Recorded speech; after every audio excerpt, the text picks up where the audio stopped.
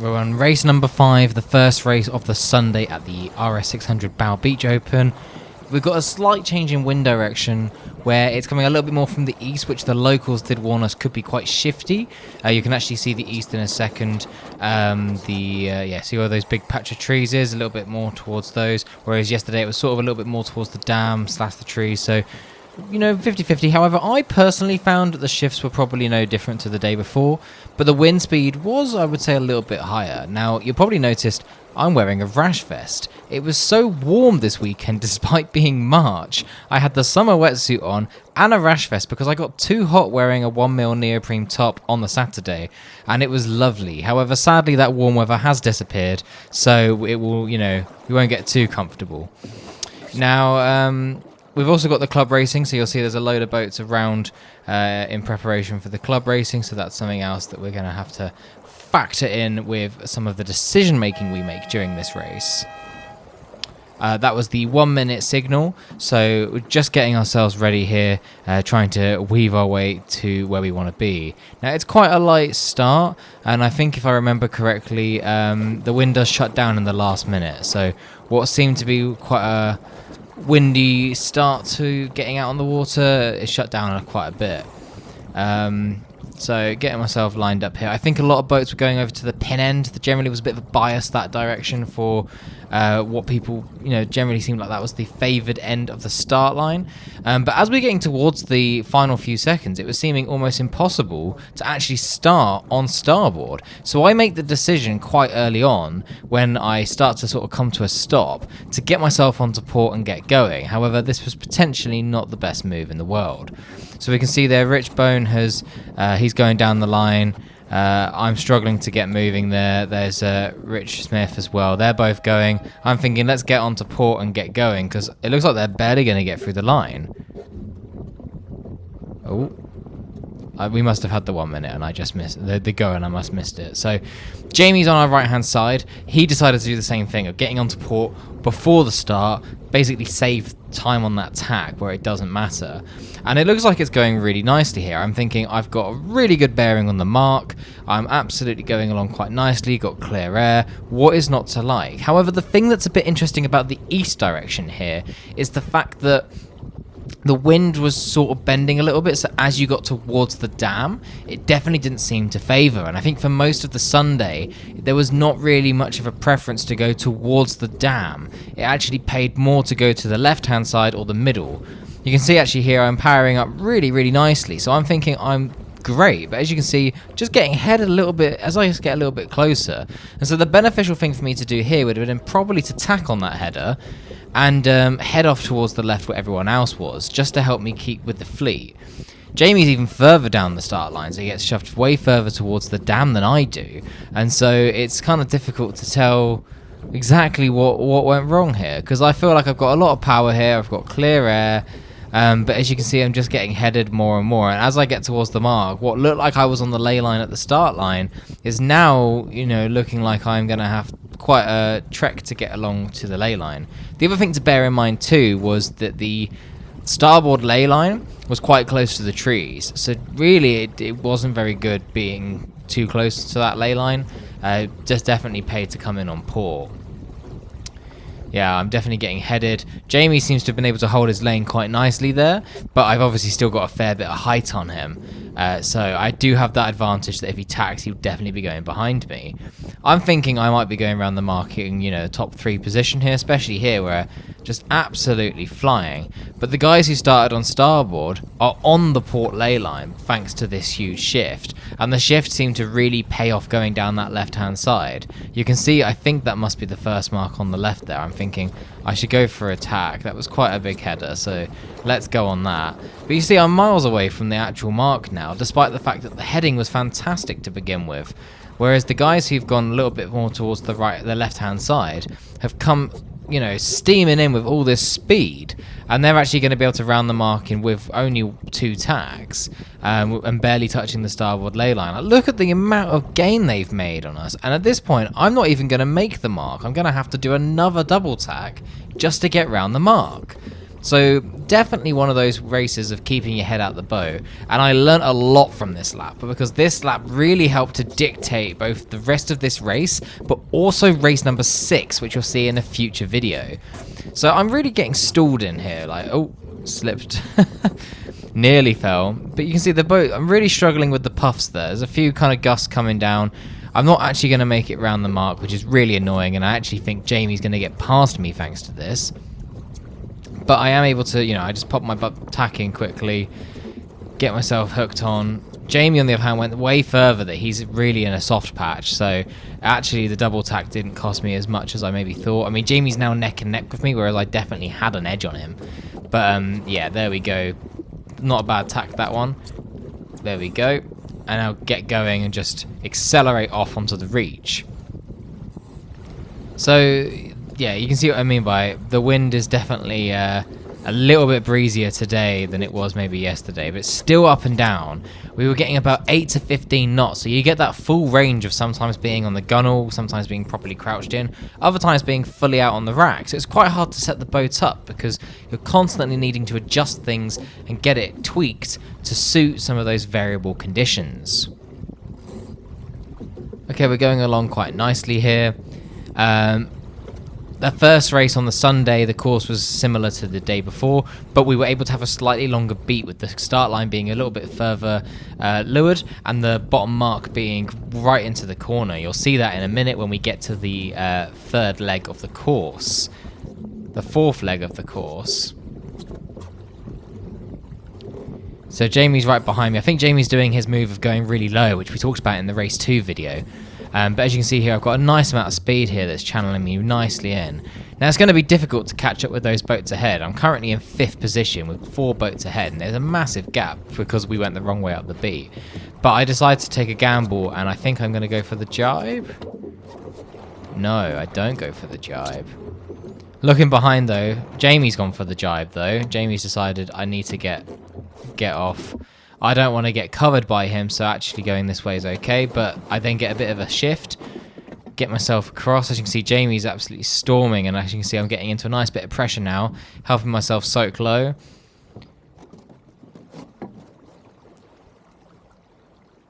So, a little bit different to the guys in front, seeing that they've all gone to the right-hand side. Jamie, a guy going to the left. Will that help me separate from Jamie? Probably not. But will it help me catch the rest of the fleet, which is actually more important? Yes. The thing to factor in is, am I able to consistently beat Jamie? No, he's a much more experienced 600 sailor. So I should focus on the people I can potentially get past, rather than spending my whole race fighting Jamie, just for me to still come last. So now I've got a really nice bearing on that jibe mark there. Everyone else is jibing round now. Now, Jamie is on my inside, so I will need to give him mark room when we get there. Now, Jamie decides he wants to keep going and go right into the shore rather than jibing early, because the issue was the wind was sort of bending as we went round this bottom leg. So while it might seem weird to do some jibes on what is a reach, it ended up sort of being in a continuation of the run, you could say. So it's yeah, definitely one of those races where you've really got to keep on your toes and really pay attention to what the wind's doing. Getting towards that jibe mark, and you can see I've actually already caught up with some of those boats, if I'm not mistaken, because the right-hand side definitely shut down. Yeah, they're not too far ahead. So, already made a good gain, and as you've seen from the previous 2 videos, anything can happen upwind.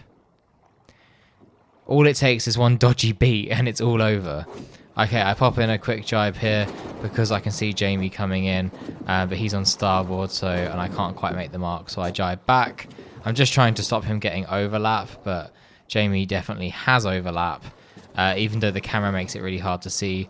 He does say to me that he's going to continue, but I really want to jibe off because I just don't want him to basically push me into a corner where I'm unable to do anything and then jibe on top of me. So I'm really wanting to get on top of him and get away. So I do a really hard slow jibe there. Lost all my speed, but the key thing is, as you can see here, I was able to pop out into a new bit of pressure and just escape from his trap. Now, the thing I find interesting is obviously that's a mark bearing, as a mark rounding, right? I had to give him room, but what's reasonable room? Because as far as I'm concerned, he's not heading towards the next mark. Now, he does get past me on this leg by doing this thing of going really low and then being able to have a hotter angle into the mark. But that doesn't necessarily mean I know he's going to the mark. As far as I'm concerned, he's not changing direction. He's not rounding the mark.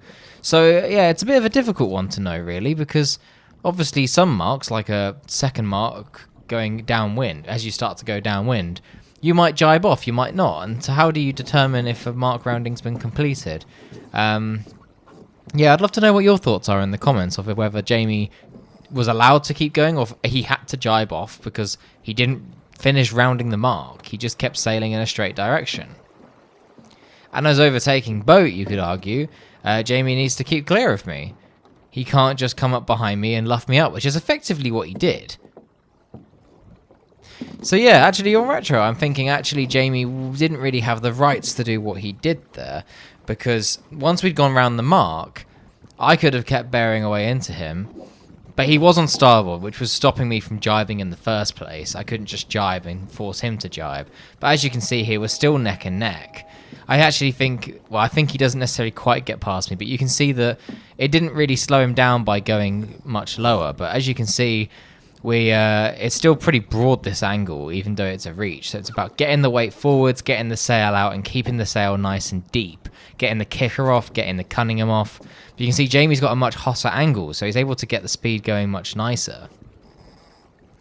Now, we're about to get onto lap 2. Few things to note. You can see the club racing is just about to start. Now, this was only a problem in race 5 because the course was a lot shorter, so we did catch them up. They did solve this into race 6, so we didn't really interfere with the club racing. But it meant that George, you can see, is just going through the start line as they started, so it was a bit difficult for him to try and find a gap, as we did have to go through the line each lap. Okay, so me and Jamie are still pretty neck and neck. I think I will have overlap on him. Again, hard to tell with the warpness of the camera, but I'm pretty certain I have overlap and Jamie will need to give me mark room. But knowing Jamie, he's going to try and force me, he's going to try and force himself into the inside of me by going super wide. You can see Jamie's trying to get his controls on there, but the boat's stalling a little bit. I'm trying to do mine, but again, difficult to do from that sort of angle. I do have mark room on him, so let's see if I can get a nice tight rounding. Now, I'm pretty, if I remember correctly, this is not my cleanest rounding in the world. Oh, it's not too bad, actually. But I do my bestest job to really, like, shut the door on him to stop him from sailing above me, because I know that it's a difficult one, right? It's a bad rounding, but it stops you losing your clear lane, so it works out for everyone in the end. Now, at this rate, I'm not going to be able to make it through the start line, I don't think. Maybe I can, I can't remember. So I might have to do another tack. But also just keeping an eye on Jamie to make sure that anything he does, I can sort of replicate to make sure that I'm not opening the door for him to get past me. I have managed to keep him behind for a lap now, but he does come second in this race, so at some point he does some magical things to get his way through the fleet. And maybe we can sort of watch what he does to do that. So I'm thinking, let's go through the line before I hit the ley line. Jamie's right behind me. He's going to duck the back of me. You can see I've actually made a really good gain on him out of that mark. He hasn't done the tack. He just skims the back of my rack. Whew.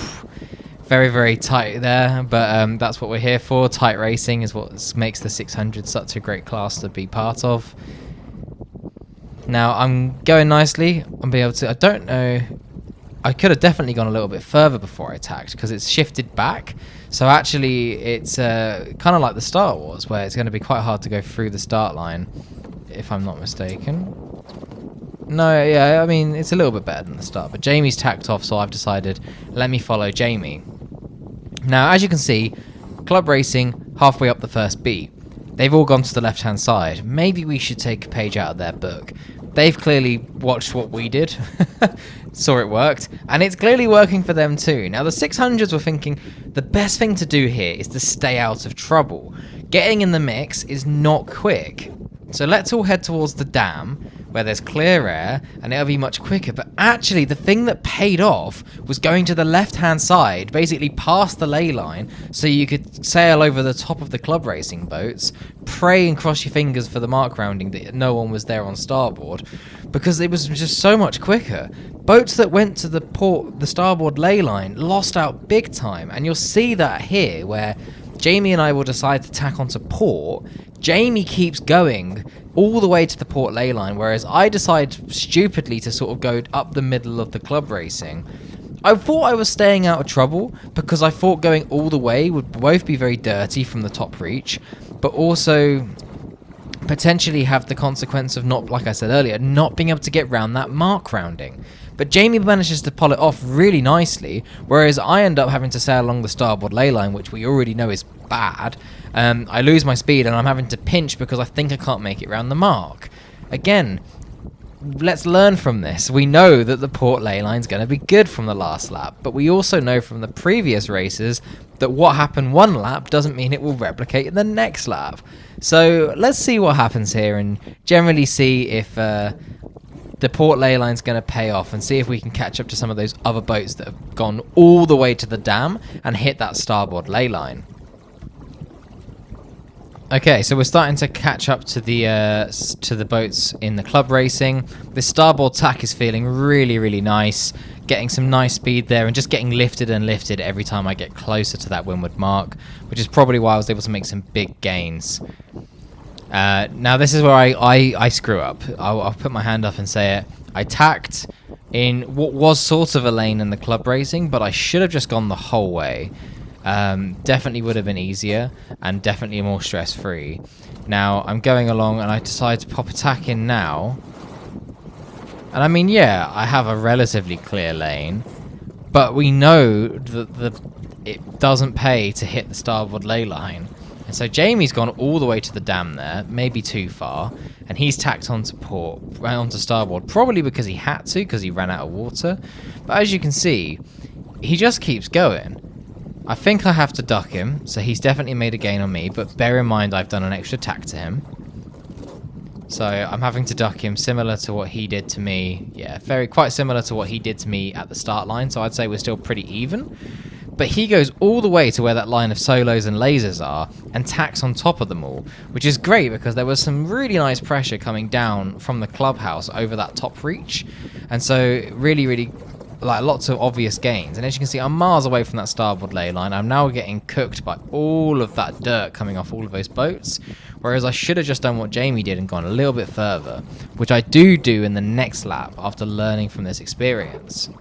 But you can see that I have potential. I can't quite spot them, but there's definitely a couple of 600s ahead there. I can see one there near that, maybe a laser 2000.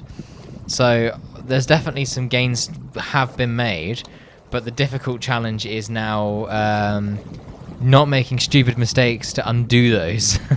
It's great and all making gains, but if you do stupid decisions in future laps, then it just completely undoes your hard work. So I'm thinking about that tack. I don't want to overshoot the ley line, but at the same time, I don't want to overstand big time. But I don't want to have to pinch. So Jamie, as you can see, he's in the mix there. He's had a much quicker port tack than I did, and so he's already rounding the mark because he wasn't in the dirt, and it just emphasizes the importance of keeping in clear air and keeping out of trouble, and also going to the side of the course with all the breeze. So I'm just completely stopped here because this starboard ley line is so bad. Yeah, not good at all. He's just struggling to try and keep the height on. See, the luff of my sail is constantly inverting. If I was looking at the sail, I would know that I just need to bear away a little bit to get the speed on, then I could get back to my heights. Okay, we're going along. That's not a 600, that's a supernova. Looks kind of similar with the fully battened sail. The new square top sail for the supernova, interesting. So now my thinking is I want to go high, above all these boats, avoid the dirt. But the thing that the other 600s were doing, which is something I'm still, like I said in the last video, still trying to figure out, is these guys go low. They go super low below everyone. But surely that just fills them with dirt. And what I learned from watching that in the racing was it seems to be generally okay for the solos, the lasers and whatnot, where there's most of the boats of those.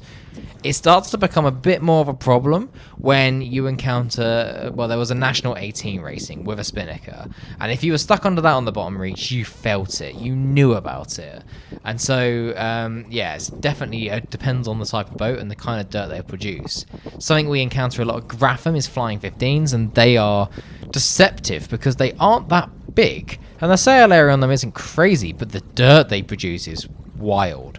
And so while they don't like you sailing above them, you kind of have to if you want to be able to get past them, because there's so much dirt coming off the bottom of their sail that the boat just comes to a complete stop. Okay, we're getting around the mark now. I'm trying to think, what do I want to achieve here? Am I wanting to jibe off? Do I want to bang the right hand side? I'm looking for the pressure behind me, trying not to fall over. I'm thinking, okay, let's get all the controls off fully this time, and we're going to hit the right hand side hard, avoid all those boats, especially because this will make the mark rounding easier, because I can just go super wide round everyone rather than trying to beg for mark room, have to do a super tight rounding. Instead I can just keep out of trouble like we said at the start. Okay, thinking, I can see there was a bit of a shift there. Boat didn't want to quite keep going as low as it did, so I'm jiving off, but actually it just, oh, it's being very shifty. That was not quick. I think I'm now in last place, so let's see if I can catch up. And spoiler alert, I do catch 2 boats. Now the club racing definitely was a bit of an equalizer, because the boats that were super far ahead, some of them didn't make wise decisions around the club racing boats, whereas I guess I had nothing to lose, so I was taking risks of going all the way around the outside rather than trying to go the shortest route down the middle. Okay, going downwind really nicely. I really like going downwind in a 600. You can really just, there's a lot of technique to it that it took me a long time to really figure out. At first I thought it was just a bad experience, but once you can figure out the technique, it's really, it makes you feel really good when you can get the boat going really nicely downwind, especially over some waves. Okay, we've got solo on the inside there, the mark rounding's coming up, but I've definitely found myself a nice little puff here that's taking me nicely down to the shore, and I think I decide to go deep like Jamie did last lap. Let's see what I do. I can't remember. Okay, we're taking the mark really nicely. Now, if I remember correctly, it didn't really pay off in future laps to jibe off because the wind was so biased that it just paid to just sit on starboard and just soak super low. So here you can see everyone else is jibing off. I'm deciding let's actually go super low and try a little bit different. So put my jibe in now. Nice jibe. A little bit wobbly on the exit, but I got a nice little pump out of that, which has kept me back to speed nicely. Okay. Going nicely now, and I'm just trying to go super low and just keep out of the way. Now part of my brain's thinking this feels so wrong, I should be going above all those lasers, generally trying to keep out of their dirt, but actually I'm just trying to focus on just finding my own lane. I find lanes a lot easier to understand when you're going upwind, where everyone's sort of sailing effectively in a straight line parallel to each other, but on these reaches everyone's sort of doing slightly different angles. It's kind of twisty roads almost. I'm also fully aware that I'm going to have a horrible mark rounding here at the bottom, where I'm going to have to round over. I'm going to basically have to give mark room to like 300 boats probably. So factoring that in as well. Now a few of the 600s that were ahead went really, really high to go above the club boats, but there were so many of them that they ended up then not being able to then head bear away for the mark and then having to do some jibes. And as you can see here, I found a nice little puff here that's taking me super low, and it's allowing me to catch up to those boats ahead. And there's not too much traffic either. There is ahead, but I haven't got to that yet. So at the moment I can just enjoy the puff I've got and start planning my route for getting around these boats, which is a lot easier to do upwind, where you can sort of tactically tack off. Whereas on a reach, there's very little you can do other than go above them, but they can still just get in your way. Okay, and I'm sort of thinking if there's a bit more pressure, I might need to hook on, get a little bit of balance on the trapeze, but I need to be ready to be able to move backwards.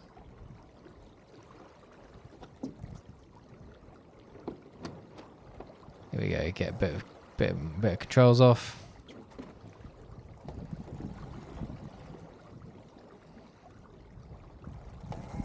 Getting busy now, but I'm still thinking I do not want to go super high where these boats are. I think they've jibed off. A lot of those spinnaker boats having to do some jibes.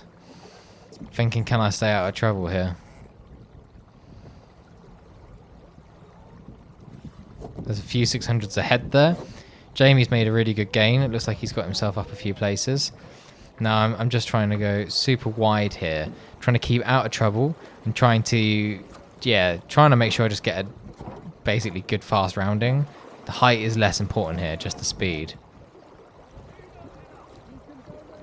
There's loads of people screaming for room at each other, just barging their way in. I mean, as you can see, there was plenty of room between me and the next boat, so not my problem. But I'm able to get myself out here. That 200's kind of in my way a little bit, but as you can see, I'm able to sort of punch through their dirt a little bit and get myself going. Now the trouble is going to be tacking onto starboard and getting through the start line to start the next lap. I'm hoping if I can just punch ahead, I can get my tack in, and then I'll be on starboard, which is quite nice. Now, I guess one of the rules I need to clarify with myself is if I want to tack onto starboard, what do I have to do to be able to enable that other than basically be absolutely confident I could be on starboard before the boat gets to me and then I can call them starboard? Because you obviously have to give them time and opportunity to react to the fact that you're on starboard, but you can't just tack into someone. But yeah, I don't know how that works. I've always just been very cautious about the fact that if I can't tack onto starboard, then if I can't tack onto starboard, then I just have to wait it out. Even though I'm very much in my right to tack onto starboard if there's enough space. It's difficult because in a 600 I can't necessarily guarantee how quickly I can do the tack. It might take me, 5-10 seconds to be fully hooked on and going on the other side, whereas a laser, much quicker. Okie dokie. We're past the most of the club boats now. The trick now is to be able to go left-hand side again, avoid what we did earlier. So I'm going to try and bang that left-hand side and go as quickly as I can in some fresh air. A lot easier now that we haven't got all the boats bundled up on the ley lines too, because they've just started. Everyone's spread out a little bit now. Those spinnaker boats like the 200s have obviously punched away a little bit, where they're a bit quicker than stuff like laser radials and solos. And as you can see, I've got a lovely lane now. Now some of those 600 sailors have gone back to the dam, and this is where I'm able to make a big gain. This starboard tack is really, really nice. It's quite twitchy, and you've got to be really, really on it. And I'm doing a much better job of looking ahead, spotting the gusts, and figuring out what I should do. He says, not really looking ahead.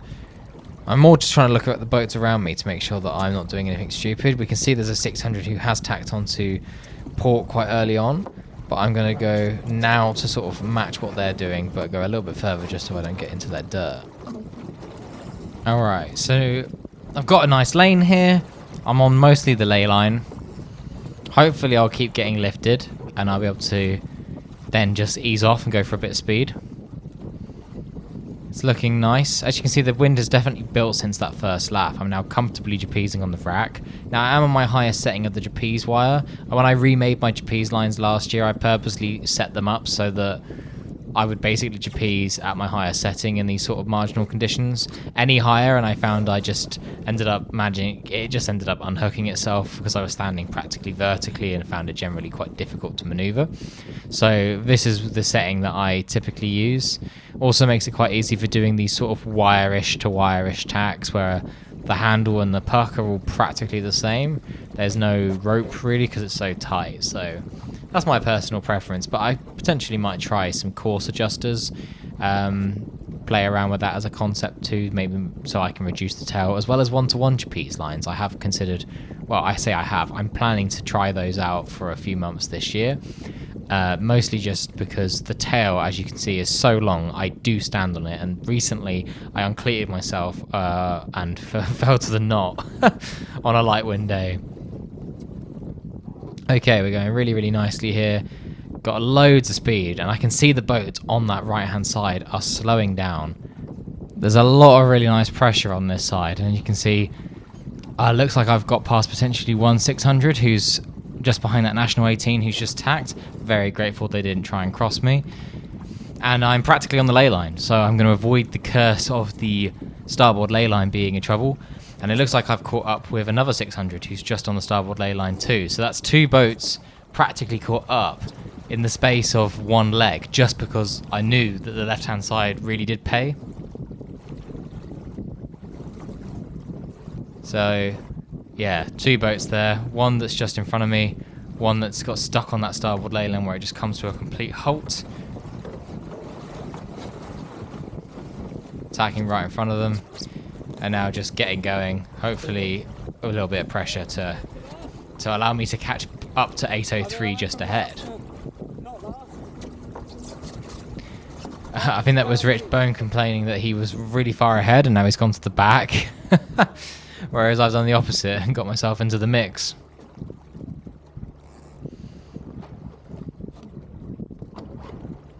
There you go, a little bit of kicker off. You can see that luff really opens up a little bit too when you do that. But as a result, I should really put a bit of Cunningham on now because it's really inverting.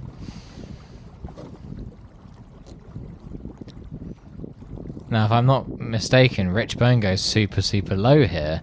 And he does that thing that, again, I keep saying I just don't understand. Of basically soaking super low. Maybe I'm pinching too much. Like, I'm not pinching like going upwind, but I'm just going for height. Because I'm going in a straight line. Got a nice bit of speed here, though. There you go, bit of Cunningham on. Much better luff there. Good. Nice amount of speed there. Good trim. Boat's just taking off. Can tell the gust is sort of tethering off. Feathering off a little bit there. Tethering off. Okay, we're getting quite close now to going around the 2nd mark. Now, I've got him right behind me, so I want to make sure that I don't enable him to do anything to get in my way, right? So I'm thinking, right, how can I stop him from just sitting on me, basically, and slowing me right down? Getting the kicker all the way off, blocks touching.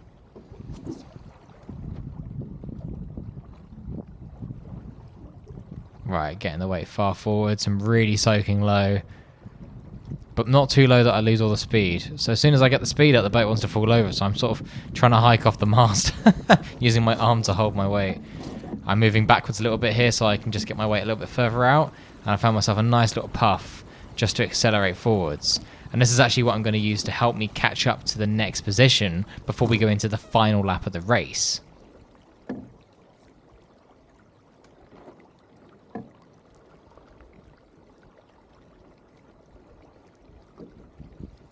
Now the trouble is there is a lot of dirt that's going to be generated from behind us as all those slow boats, including the National 18, start the run, get those kites up and make it quite difficult for us. So finding pressure becomes quite a challenge.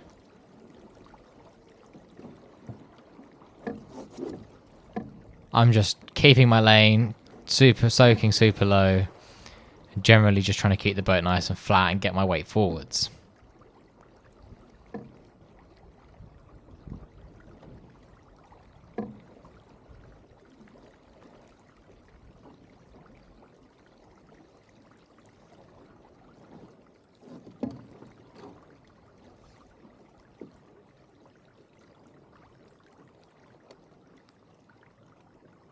Okay.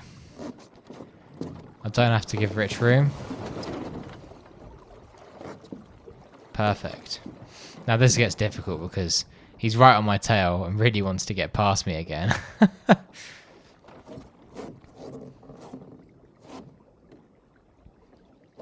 Okay. This reach, every lap has been a challenge. Now we've got dirty boats behind us. I'm thinking, what can I do here to stop Rich getting past? Now, Rich might go low, like Jamie did. We'll have to see. And the other boats are still quite far ahead, but we'll see what I can do to catch up to at least 803 to stop, to get myself into 4th place. Nice little bit of pressure coming down, trying to soak into it a little bit.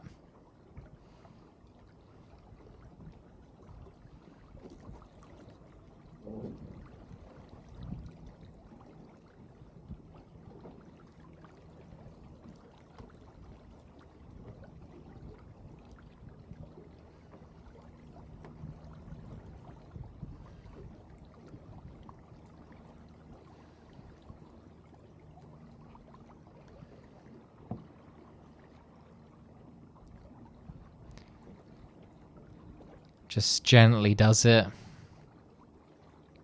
It's quite relaxing watching this. I know that I was tense and very stressed knowing that Rich was directly next to me. And this continues to be a pattern until we get to the finish line.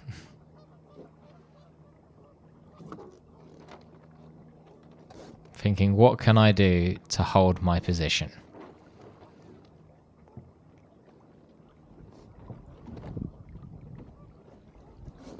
Got a nice bit of a puff there. Now the trick is I'm going up to get some speed, but every time I get a puff it's like I need to soak low, because getting to that mark where the wind's bending, I do not want to have to pop some jibes in. I want to be able to go around the mark nicely, and every time I got close to it, it always felt super tight to try and get around without jibing. I think generally I just had better boat speed than Rich on these bottom reaches. I say better, not by much. And you'll see this in the next race too in a future video, that generally we were fairly even in speed, whereas some of the guys like George and Jamie at the front typically could be quite quick on these reaches and can make some good gains.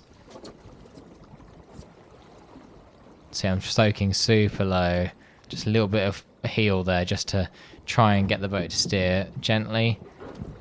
Don't let it go. I'm trying to put the controls on as well, which is the difficult bit. There we go. Nice rounding. Stuff that up. Oh. Drop the main sheet. That's not going to help my situation. And I made quite a nice bit of a gap to Rich as well. Poor rounding from my side. See, I need to get some Cunningham on too, but we'll just worry about getting moving first before we worry about that. We can see someone there's ahead. Just going through about to go through the start line. At least I'm in the groove now. Boat's going quite nicely. Goes really, really nicely upwind once you can get it in the groove. When it's not in the groove, it's quite horrible, to be honest, but it takes a bit of practice. There we go. I'm thinking I need to put my tack in. How close am I to the other boat? They've tacked off early, it looks like, after watching me have my proper fumble. Can't see them. Oh, they're just rounding the mark now. So I had quite a gap on them. Must have made a good gain on them on the reach or on the run. Now we're going quite nicely through the start line. Now let's see if we can catch Rich Smith in 8:03.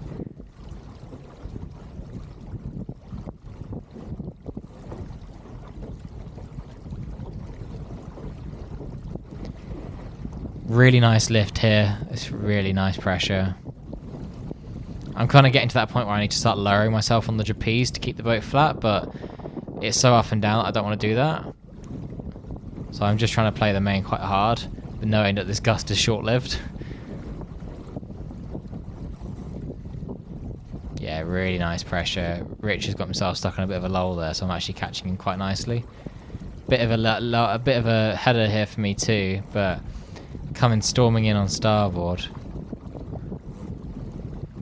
Yeah, look, I've caught right up to him thanks to this bit of pressure here, and he's completely crouched in the boat. I mean, I'm now crouched in the boat too, but I'm thinking let's get a little bit further and then I'll pop that tack in. I know that this left-hand side pays, so I don't want to tack prematurely and end up on the right-hand side where I don't want to be. So back into a puff out of that lull, get the kicker back on, get the sail nice and flat. Bearing away for those shifts is pretty brutal. Thinking, right, I'm getting headed here, but I know I need to sort of get myself over this side. Thinking, probably want to tack quite soon. Let's go for the tack. Everyone else is going to the right-hand side. Thinking, I don't want to be left over here. Okay, back in the groove. Really nice pressure on this left-hand side. Got to really work those knees. Be very, very quick to respond to those shifts and the gusts ending.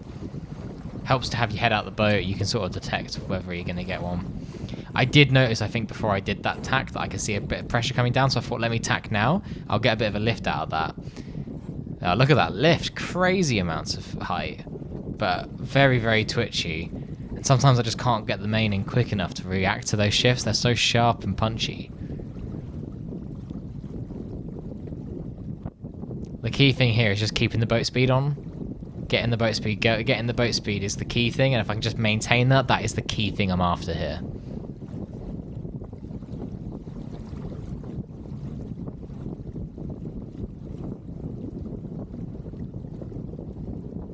Looking nice. That 200's going pretty nicely upwind. The 200s are surprisingly quick boats. But they are sort of better suited for these more shifty conditions, I guess. I am looking forward to the RS600 inlands that are hosted at my home club, Grafton Water. Big courses, championship style courses. It should be really good racing, to be honest. Yeah, hopefully we'll get a good turnout. If you are a 600 sailor, I'd highly recommend coming along. We'll have a meal at the club on the Saturday night, and there'll also be accommodation at the activity centre next door on the cheap, so you can get yourself a cheap room or shared room for like under £20 a night, I think. So yeah, much better than camping, that's for sure, especially in May where it could be cold. Just tacked there in front of 803. Very nice. Thought I'd tack just in front of them just to really rub it in their face. No, I just thought I'd tack there quickly before they covered me. I wasn't necessarily going to cross them on port, but at least I could get a clear lane, and I knew I was on the ley line. So I got myself in front of 803. Nice. I don't know what happened to 980 though, which is Rich Bone. I don't know where he's gone. Potentially he catches me up. We'll have to see.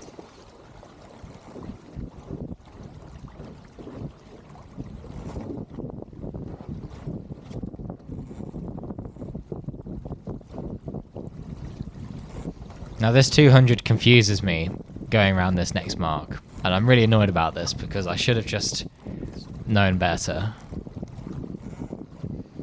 Richbone's going super low if I remember correctly, per usual.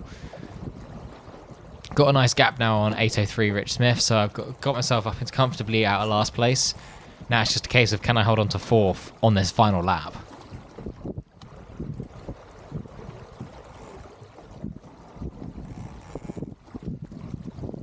Trying to keep the heat off. Ah, it's so hot. A few times in between races I just splashed my face with water. It's so hot. Didn't realise we were sailing in the Bahamas.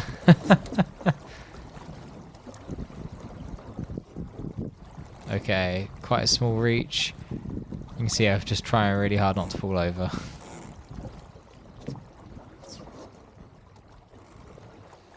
$200 probably hates me right now. Just sat on top of them. I mean, they've still kind of got a bit of a lane, but still.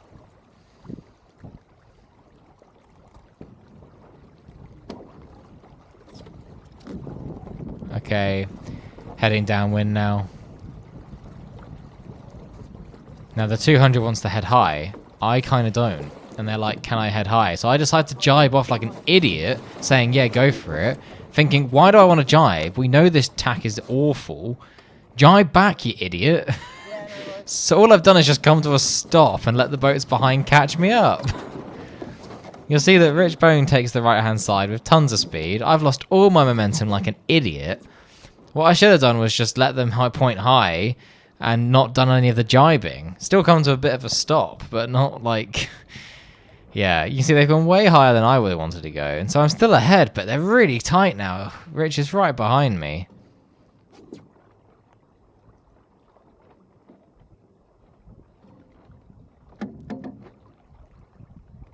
Okay, trying to keep that weight forwards.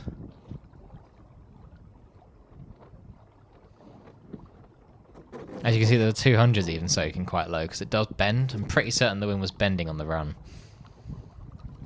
Got myself a nice little puff here. I think Rich Smith might have jibed off like I did, but didn't jibe back quick enough. So he's now out of contention. It's just me and Rich Bone fighting now for this position.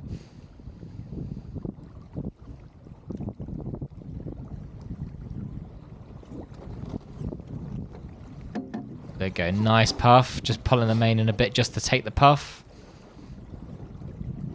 I can see the mark is directly in front of me. So if I can just hold this, this will be really good for VMG.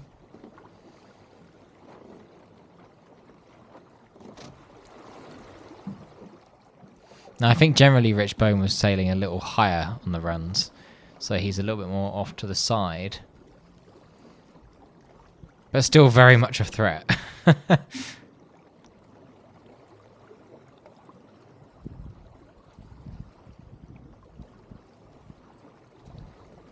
Here he is, coming in, steaming hot. Just got himself a nice bit of pressure. I pop my jibe in pretty early. Get myself away from him. Now, I think he goes quite a little bit lower and does the whole Jamie going close to the shore thing.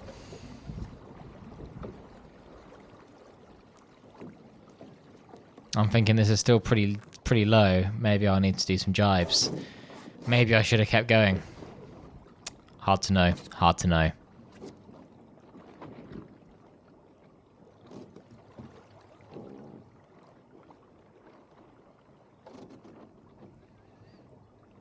Trying really hard to get the boat accelerating, heading up a little bit just to get a bit of speed.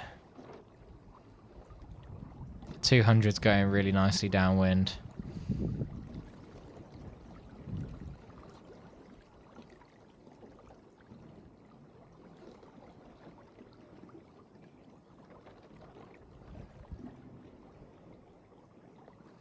I'm really struggling to soak low here. I'm going to have to probably do another jibe.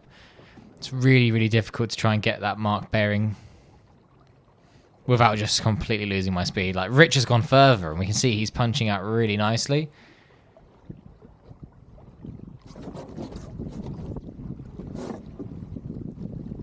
I've got a nice bit of pressure here, though, that's helping me get forwards, but Rich is going to get the same sort of thing.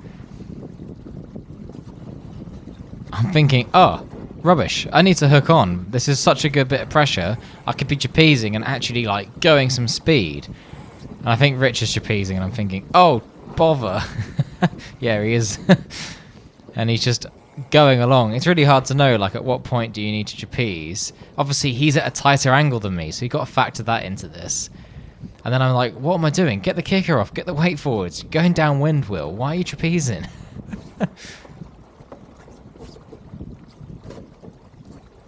So Rich is comfortably ahead here.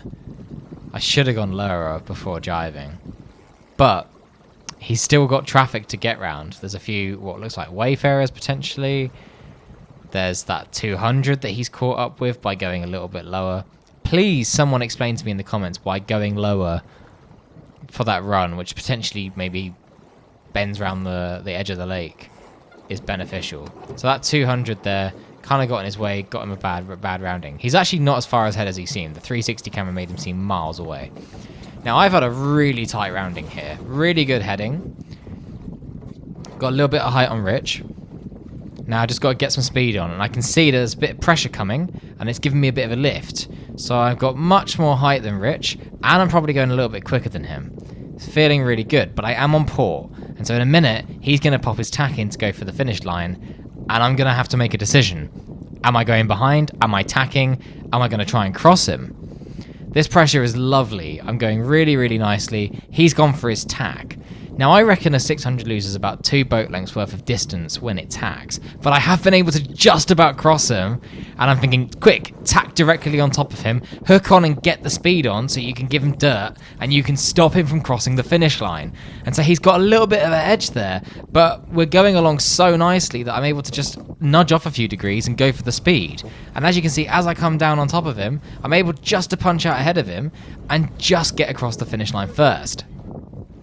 There we go. Just about, though. If it had been 5-10 seconds earlier, he would have got that. So, pretty good racing, and a tough luck for Rich with that 200, giving him a poor rounding there. But it's all part of the game of dealing with the traffic and trying to make the best of a situation.